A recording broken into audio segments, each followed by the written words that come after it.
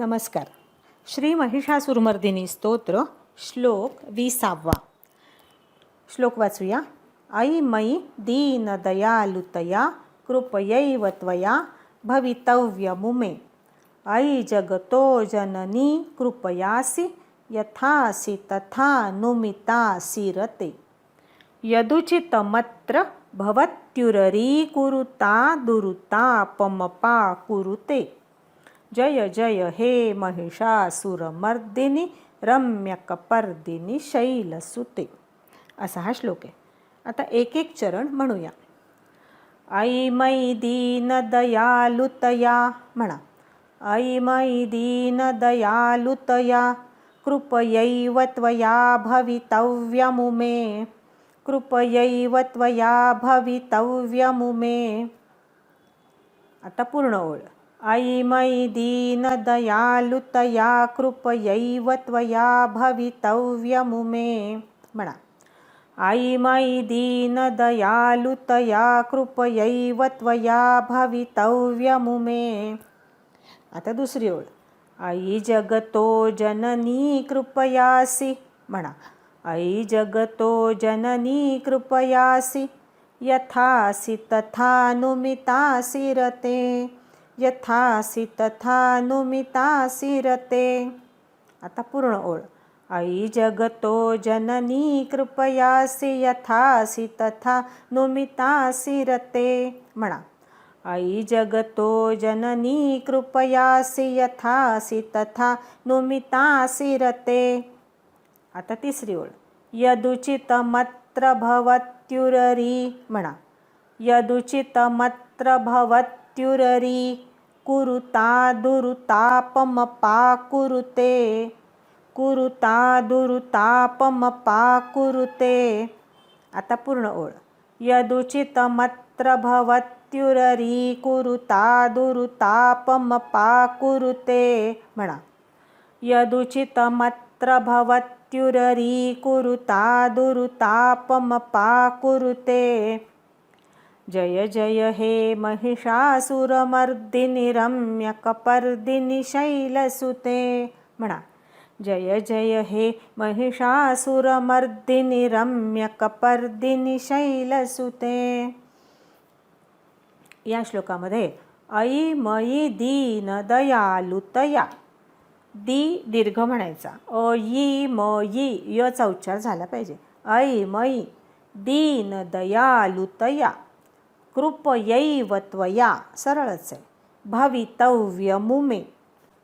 दुसऱ्या ओळीमध्ये आई जगतो जननी या ठिकाणी नी दीर्घ म्हणायचा.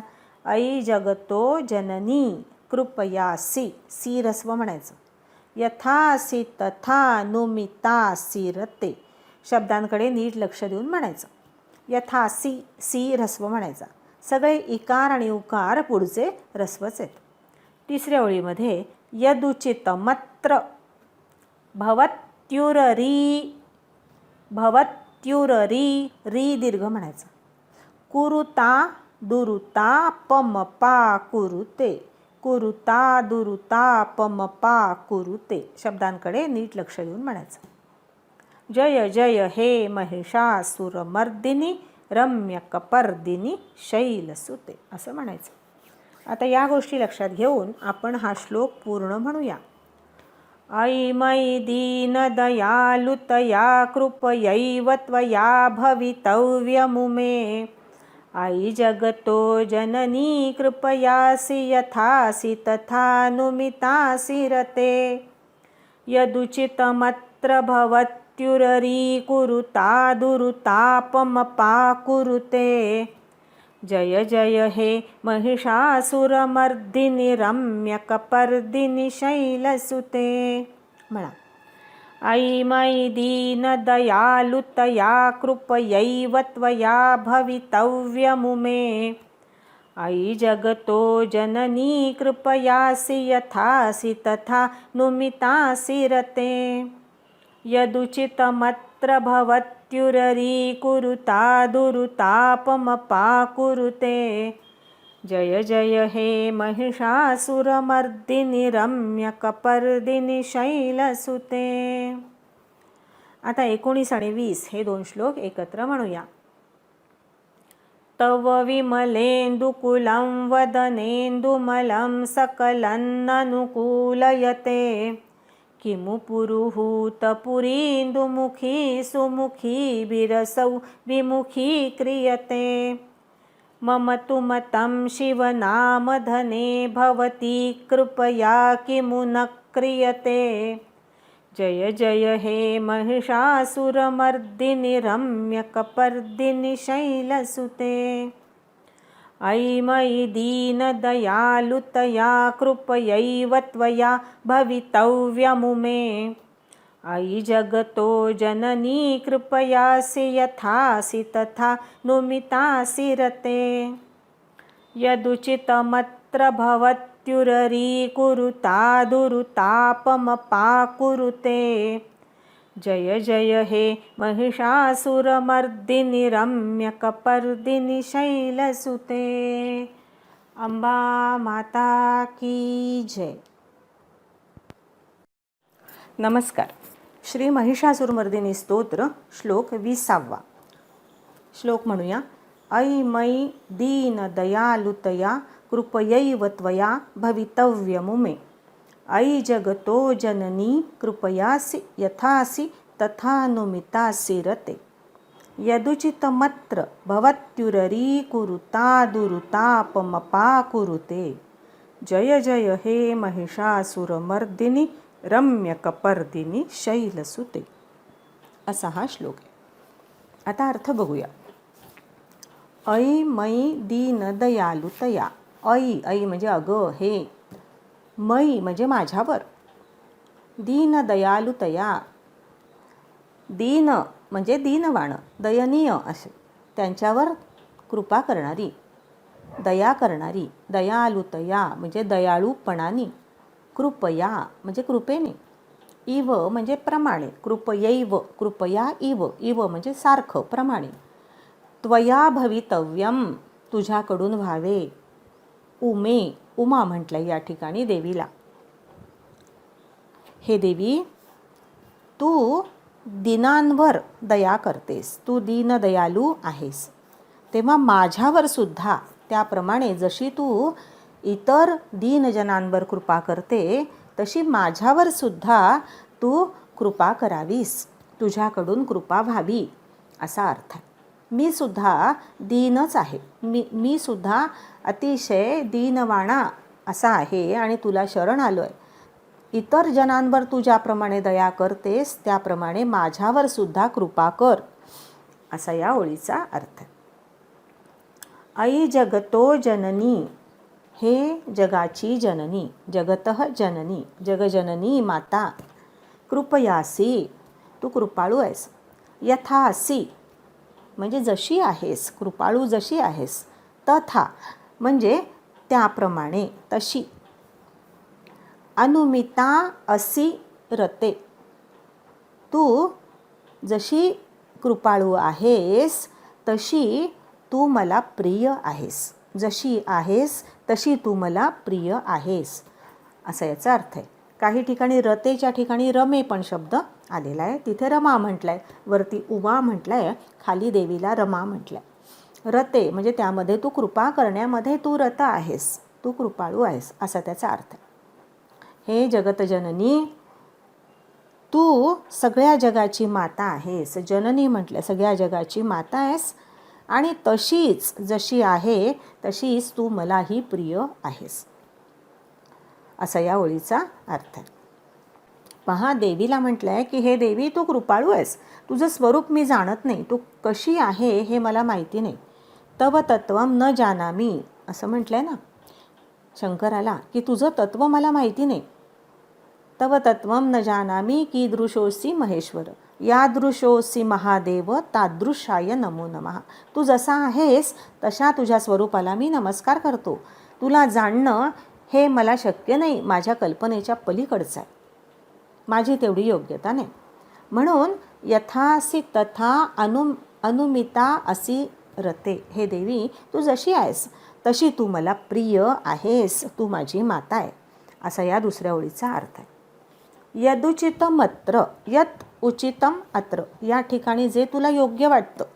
देवीवर सगळं सोपवून दिलं आहे भक्तांनी, आपला भार पूर्ण भगवतीवर टाकलाय. यत उचितम अत्र, या ठिकाणी तुला जे योग्य वाटतंय, उचित वाटतंय माझ्यासाठी, तुला जे काही योग्य वाटतंय ते. भवत्युररी कुरुता, भवती उररी कुरुतात असं त्याच्यामधला संधी आहे. भवत्युररी कुरुतात. हे देवी तू, भवती म्हणजे तू, उररी कुरु, उररी कुरु म्हणजे उररी शब्दाचा अर्थ सहमती दर्शक असं हा शब्द आहे. आणि तो क्रू किंवा भू या धातूबरोबर संस्कृतमध्ये वापरला जातो. सहमती दाखवणारा, तयारी दाखवणारा, संमती दाखवणारा असा हा शब्द आहे. तसंच उररी शब्दाचा दुसरा अर्थ विस्तार कर असा आहे, किंवा सुपात्र कर तू मला, असा त्याचा अर्थ आहे. हे देवी तू मला सुपात्र कर, तुझ्या लोकात जाण्यासाठी तू मला पात्र कर आणि तुझ्या दयेचा विस्तार कर असं म्हटलं. अनाथनाथे अंबे करुणा विस्तारी असं म्हटलं ना आरतीत.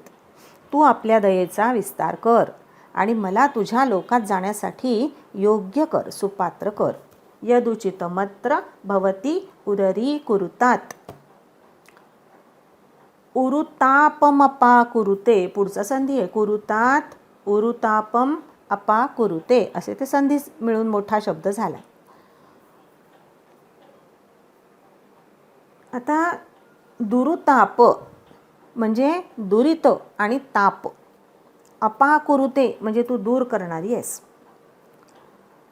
दुरित आणि ताप यांचा तू नाश करणारी आहे. दुरित म्हणजे पाप सगळी, या सगळ्या पापांचा तू नाश करणारी आहेस. आणि जे त्रिविध ताप आहेत त्या तापांचा तू विनाश करणारी आहे. अध्यात्मामधले हे सगळे शब्द आहेत. त्रिविध ताप सांगितलेत, आध्यात्मिक, अधिभौतिक, अधिदैविक वगैरे. या सगळ्या तापांचा, सगळ्या दुरितांचा तू नाश करणारी आहेस. दुरुतापम अपा कुरुते असं म्हटलं. आता उरुतापम, उरु म्हणजे खूप मोठं दुःख, असं खूप मोठा त्रास, खूप मोठे कष्ट. उरुतापम अपा कुरुते म्हणजे दुरित आणि सगळा ताप, सगळे दुःख, तू मोठे दुःखांचा तू नाश करते, मोठ्या दुःखांचा नाश करते, त्यांचं निवारण करते. संसारामध्ये प्रत्येकाला अनेक दुःख असतात. ही सगळी सांसारिक दुःख आहेत, ही दुःख देवी दूर करते तिच्या कृपेने. तसंच खरं म्हणजे मोठं दुःख हे पुन्हा पुन्हा जन्म घेणं आणि पुन्हा पुन्हा मरणं हेच आहे. जन्म मरणाच्या चक्रात फिरत राहणं हे सगळ्यात मोठं दुःख आहे. देवी आपल्या कृपेने त्याचं निवारण करते, असा या ओळीचा अर्थ आहे. हे देवी याविषयी म्हणजे माझं कल्याण करण्याच्या विषयी तुला जे उचित वाटतं ते तू कर. आपल्या कृपेचा विस्तार कर. आमचा ताप आणि दुःख दूर करणारी तू आहेस आणि हे तुला शोभून दिसतं. भक्तांचं दुःख दूर करणं, त्यांचा ताप दूर करणं हे तुला शोभून दिसतं, त्यामध्ये तू रत आहेस. हे गिरिकन्यके देवी, हे गिरिजे, हे शैलसुते, हे कपर्दिनी, तुझा केशसंभार अतिशय विलोभनीय, रम्य, विपुल असा आहे. हे महिषासुरमर्दिनी, तुझा त्रिवार जय जयकार असो, असा या श्लोकाचा अर्थ आहे. सरळ अर्थ बघूया एकदा. हे उमे, तू दीनांवर दया करतेस, तेव्हा माझ्यावरही नेहमी कृपा करावीस. तू सगळ्या जगाची माता आहेस, तशी माझीही प्रिय माता आहेस. याविषयी म्हणजे माझं कल्याण करण्याविषयी जे उचित असेल ते कर. हे देवी, आपल्या कृपेचा विस्तार कर, मला सुपात्र कर. आमचा ताप आणि दुःख दूर करणारी तू आहेस आणि हे तुला शोभून दिसतं.